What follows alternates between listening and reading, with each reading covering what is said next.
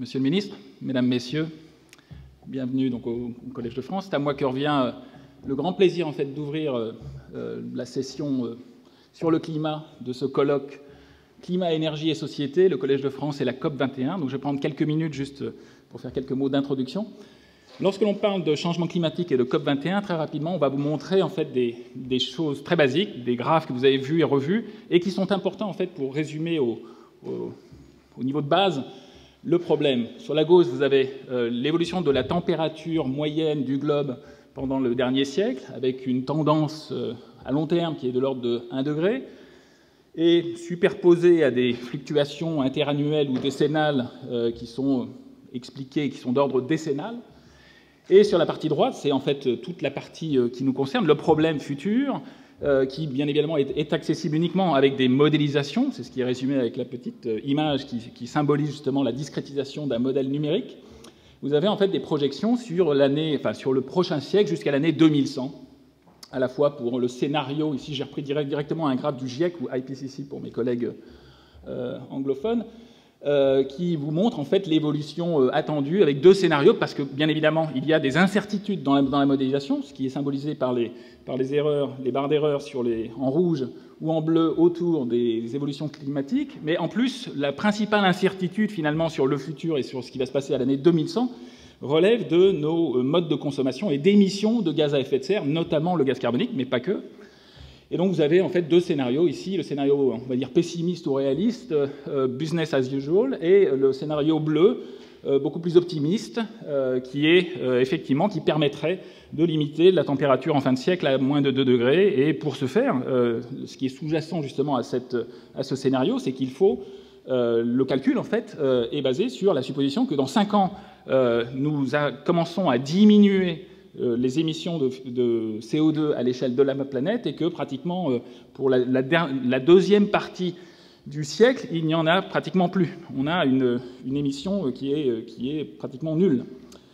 Donc c'est vraiment tout le problème, et vous voyez en fait qu'il y aura encore quelques décennies avant de vraiment percevoir que le monde,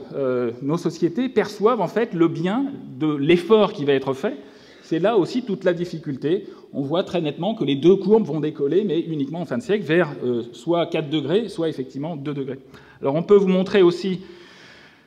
le diagramme équivalent pour le niveau de la mer, qui est un des problèmes, une des composantes du problème climatique, avec sur la gauche ce qui s'est passé pendant le dernier siècle.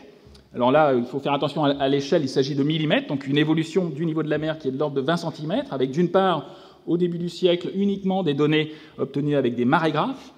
et pour les 3 dernières décennies, à la fois des marégraphes et des satellites altimétriques qui nous permettent de regarder ça de façon très très fine, avec une évolution qui présente une tendance à la hausse qui est de l'ordre de 3 mm par an, mais avec des fluctuations interannuelles que l'on peut regarder très très finement et qui sont liées, encore une fois, à des phénomènes naturels. Sur la partie droite, l'équivalent un petit peu du calcul que je viens de vous montrer pour la température moyennée à l'échelle du globe, mais pour le niveau de la mer, vous avez une évolution qui peut aller jusqu'à 1 mètre, si on regarde l'échelle du diagramme, avec, de façon encore plus caractéristique que pour l'autre diagramme sur les températures, le fait que les deux scénarios, les deux évolutions du niveau de la mer, eh bien, finalement, vont être, pendant très longtemps, vont être difficiles à distinguer. Donc cela veut dire que nos efforts, les efforts collectifs qui vont être réussis pendant la COP21 et au-delà, ne se verront finalement que dans quelques décennies, ce qui est très difficile justement à convaincre en fait. Il est très difficile de convaincre avec cette perspective de difficulté justement de démontrer que l'on a fait du bien finalement à la planète pendant quelques temps, s'il faut attendre plusieurs décennies. Ce qu'il faut voir aussi, et nous y reviendrons, c'est le fait que l'année 2100 n'est qu'un horizon un petit peu commode pour fixer un peu l'esprit, mais vous voyez que toutes ces courbes,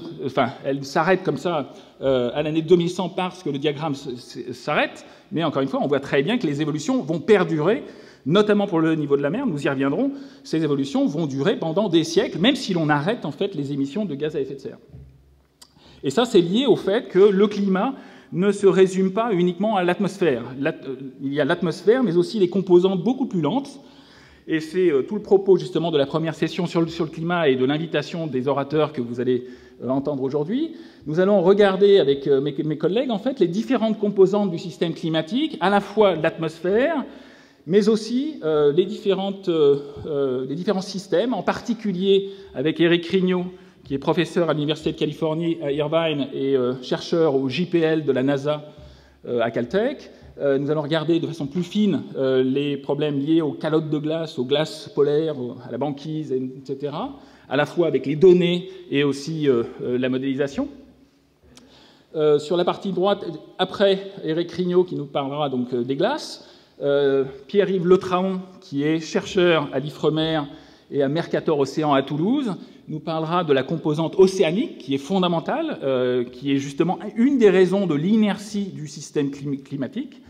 Et nous verrons effectivement les moyens qui sont mis en œuvre à l'heure actuelle justement pour étudier et pour documenter cette évolution, ainsi que les problèmes de modélisation. Et bien évidemment, la modélisation sera abordée de façon beaucoup plus directe et explicite par Joachim Marotzke, qui est directeur en fait, de l'Institut Max Planck de météorologie de Hambourg, et qui nous montrera en fait qu'il est nécessaire justement d'intégrer ces différentes informations. Les constantes de temps très rapides dans l'atmosphère sont connectées à des systèmes qui sont beaucoup plus lents et qui vont donc générer cette inertie à très long terme. Et je reviendrai ensuite pour vous donner une perspective et une synthèse un peu plus longue justement encore sur ces problèmes. Voilà, sans plus attendre, je vais donner la parole